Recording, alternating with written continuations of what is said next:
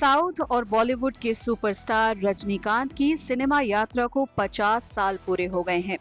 उनकी इस यात्रा में कई ऐसी फिल्में जुड़ी जिसने सिनेमा को एक नई राह दिखाई।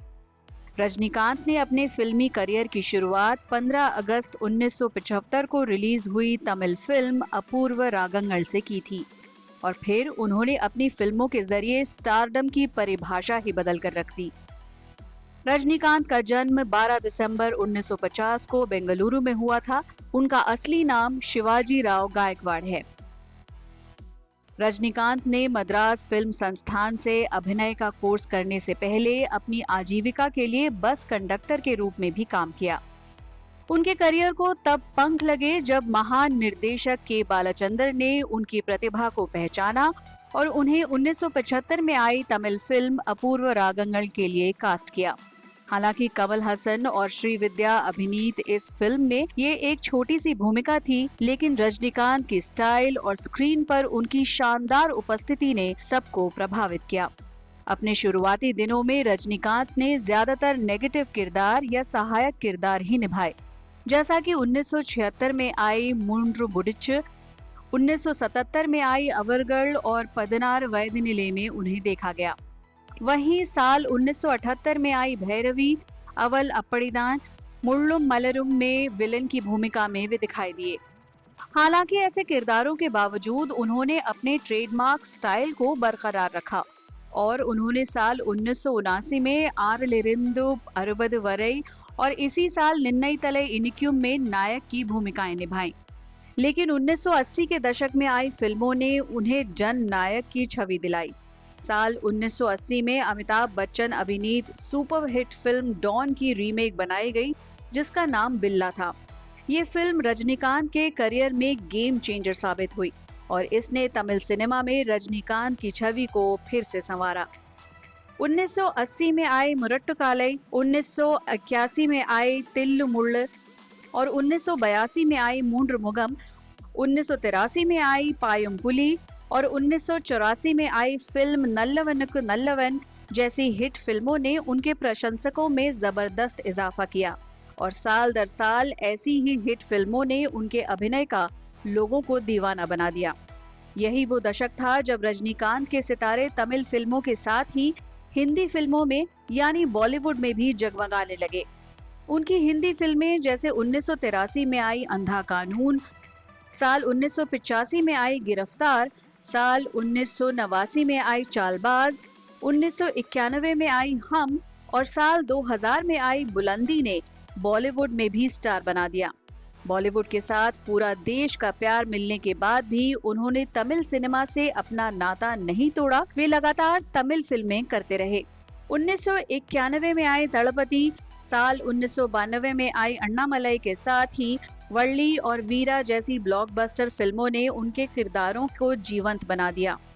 मणिरत्नम की निर्देशित गैंगस्टर ड्रामा फिल्म तड़पति रजनीकांत के करियर में मील का पत्थर साबित हुई।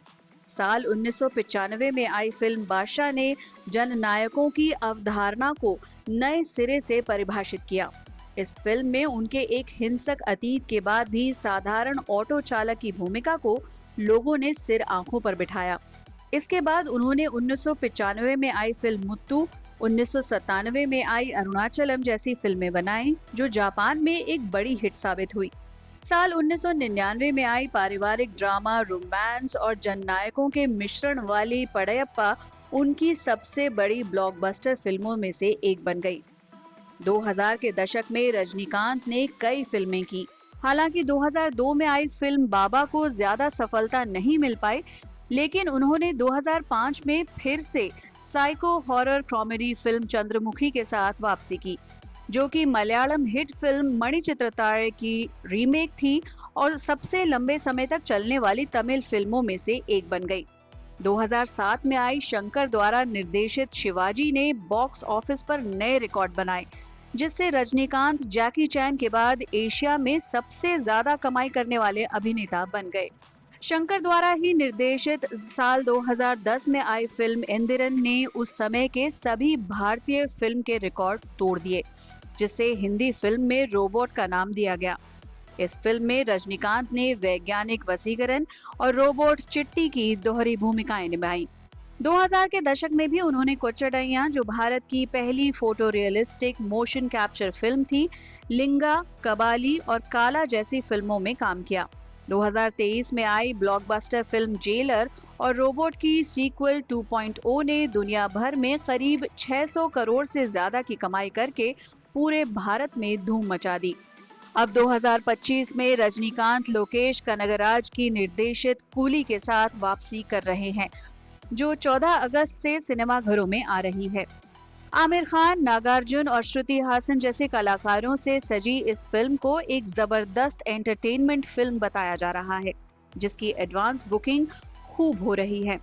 फिल्म के रिलीज होने से पहले ही उसकी कामयाबी से ये साबित होता है कि 50 साल बाद भी बॉक्स ऑफिस पर सुपरस्टार रजनीकांत का जलवा बेजोड़ है। 5 दशकों से भी ज्यादा समय से रजनीकांत ने तमिल, हिंदी, तेलुगु, कन्नड़, मलयालम और बंगाली भाषाओं में 170 से ज्यादा फिल्मों में अभिनय किया है। उन्हें पद्म भूषण, पद्म विभूषण और दादा साहब फाल्के पुरस्कार सहित कई पुरस्कारों से सम्मानित किया गया है। एक खलनायक से लेकर एक वैश्विक सुपरस्टार तक का उनका सफर भारतीय सिनेमा की सबसे प्रेरणादायक सफलता की कहानियों में से एक है।